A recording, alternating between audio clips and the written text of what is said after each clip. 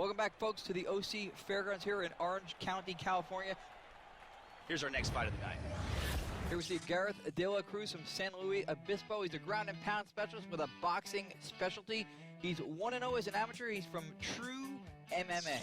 And in the blue corner, his opponent, Adam Nolasco from Gigante BJJ, short for Brazilian Jiu-Jitsu. He's 5'8", 135 pounds, and he is making his amateur debut. See the tail of the tape. Both men, again, close in age. Not a big difference in height, only 2 inches. A Jiu-Jitsu and ground and pound De La Cruz will be taking on a Jiu-Jitsu-based Nolasco. Scheduled for 3 2-minute rounds, 135-pound contest.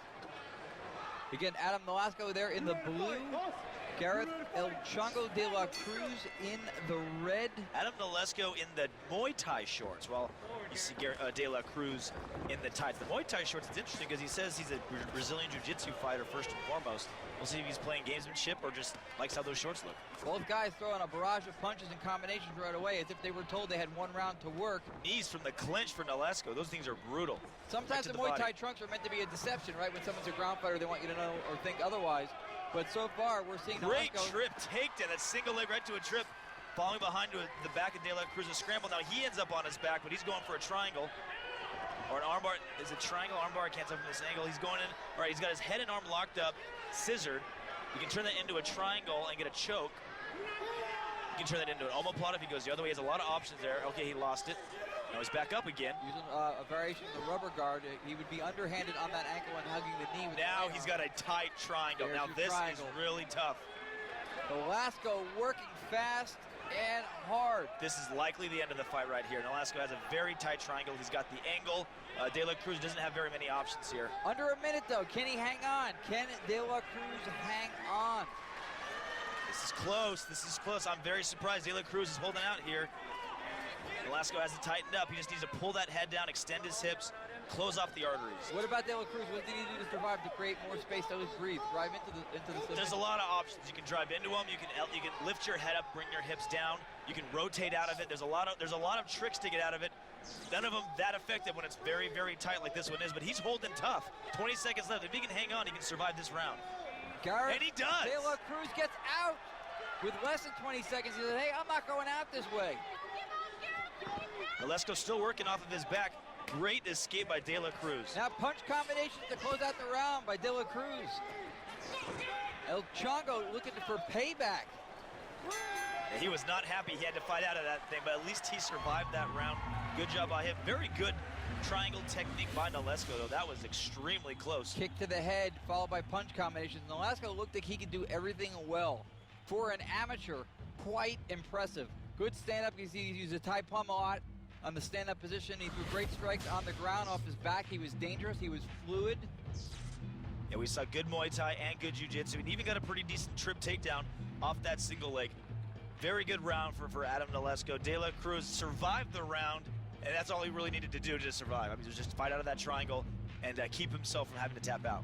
I mean, De La Cruz, one tough customer. Surviving the round is one thing, but finishing it with your hands flying when you were that close to getting tapped out, quite impressive. Says a lot about him as a fighter.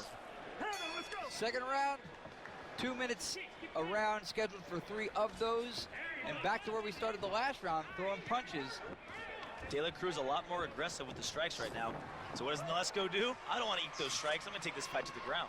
Now we're going to get to see the ground game off of the back for De La Cruz and see if it's as dangerous as what we saw from Nolasco when he was there. Nolasco doing a good job. He's still on the guard. De La Cruz wants to get out more than he wants to run submissions, and he gave up his back in doing so. And there's the fluidity of Nolasco. 1 minute he's on the ground, next minute he's taking the back, setting up a rear naked choke. Yeah, he's close. I mean, we've already seen him almost finish one choke. He's got the body triangle, which with his legs, very tight position to hold. Very hard to breathe too, right? Very hard to breathe, very hard to get out. Great position to be in if you got the long legs and able to pull it off. Once again, Gareth De La Cruz is looking at under a minute just about now as we tick down to 1 minute mark, and trying to figure out how he can make it to the next round. In amateur mixed martial arts, it's 2 minute rounds. And sometimes it's hard to work a submission. Some submissions take a lot of time to kind of work. It's not like a knockout where you can just throw one punch and get it. Sometimes it's like that with submissions. But like working a rear naked choke, you have to fight for it.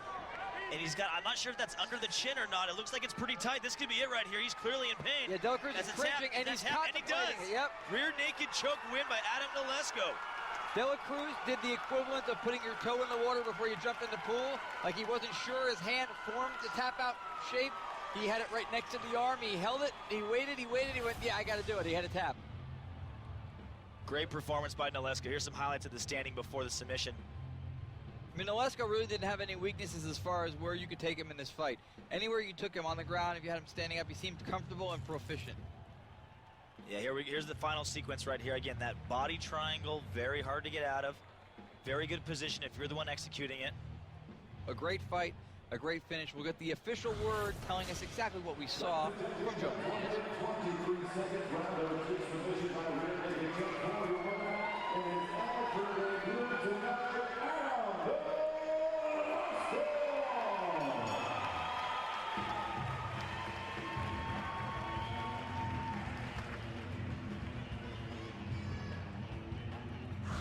Yeah, we've seen two great chokes so far today in this night of fighting by two debuting amateurs. I'll tell you what, Bamma USA seems to be full of choke artists, and in a good way. Absolutely. Fortunately, it is not us. So far, 2 fights, 2 tap-outs. We're going to tap out now, go to commercial. We'll be back with more Bamma USA from the OC Fairgrounds in the hangar.